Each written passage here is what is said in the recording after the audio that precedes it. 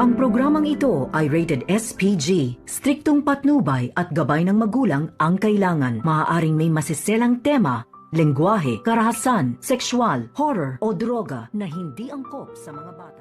Pinakamasaklap na family reunion. Kapag nawala si Annalyn, pareho kayo masasaktan. Narito na nga ang ating pakatutukan ngayong Sabado sa Abot Kamay na Pangarap. Sukdulan na nga ang kasamaan dito ni Carlos dahil sa kanyang gagawin. Sa hindi nga inaasahan ay bigla namang dumating itong si Annalyn kasama itong si Doc Lindon Javier. At dito nga narinig ni Annalyn na humihingi nga ng tulong ang kanyang ina na si Lynette. Kaya agad niya nga itong pinuntahan at inabot ang kamay nito. At dito naman na umatake itong si Carlos.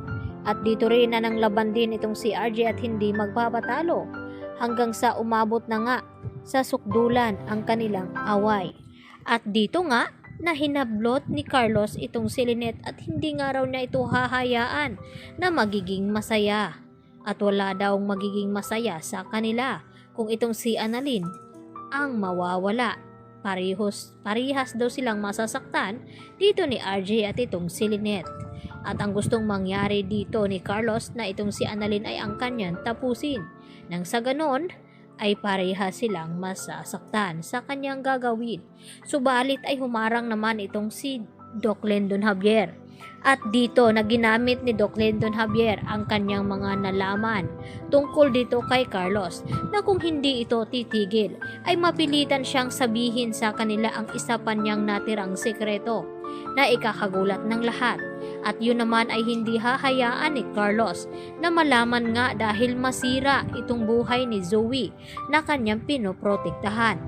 At wala namang magagawa itong si Carlos kundi sundin ang sinabi dito ni Doc Lindon kung ayaw niyang magkaalaman lahat at malantad ang kanyang sikretong pinakahuli na anak niya ngang tunay itong si Zoe at hindi ito anak dito ni RJ.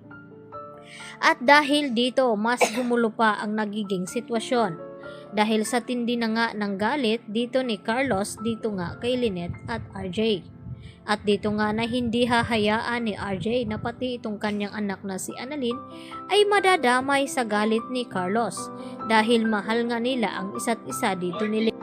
At hindi na rin nagtagal, dumating din itong mga pulis na kasama naman dito nila Regan at Harry upang pasukuin na nga itong si Carlos dahil kailangan niyang pagbayaran at harapin ang kanyang mga kasalanan na nagawa, lalong-lalo na dito kay Lynette na nagawa niya ngang saktan at hindi pa sapat ay talagang kinidnapan niya ito upang maitago ang katotohanan na hindi niya pinaslang itong si Irene. Subalit ay inamin nga mismo ni Carlos dito sa kanyang anak na si Harry na siya nga ang mastermind sa nangyaring aksidente dito kay Harry.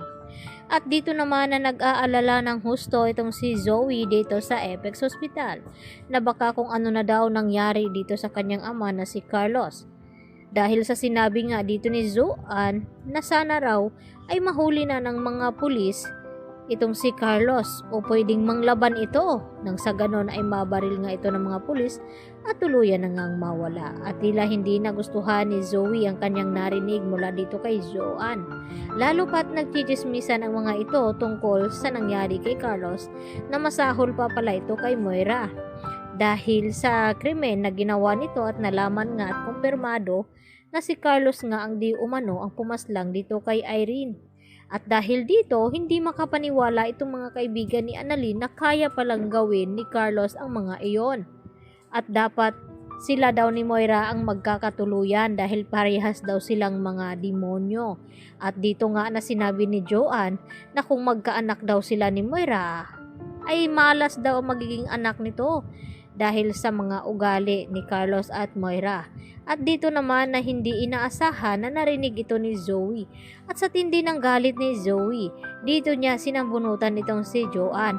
At nagtataka itong mga kaibigan nga ni Annalyn na kung bakit ganun na lamang protektahan dito ni Zoe itong si Carlos at masyadong sensitibo itong si Zoe sa kanyang mga narinig at hindi na nga nila maintindihan at nung una ay si Harry naman ang ipinagtanggol dito ni Zoe at ngayon nga ay dumating sa punto na itong si Doc Carlos at hindi rin mapakali itong si Zoe kundi puntahan ang lugar kung saan ay hinahabol nga ni Carlos itong sina RJ at itong si Lynette kaya agad naman din na binigay ni Annalyn ang address na iyon nang sa ganon ay maligtas nga niya at kanyang ina dahil hindi pa rin tumitigil kakahabol itong si Carlos. Yan ang ating pakatutukan at aabangan mamaya. Yan lang po at marami pong salamat.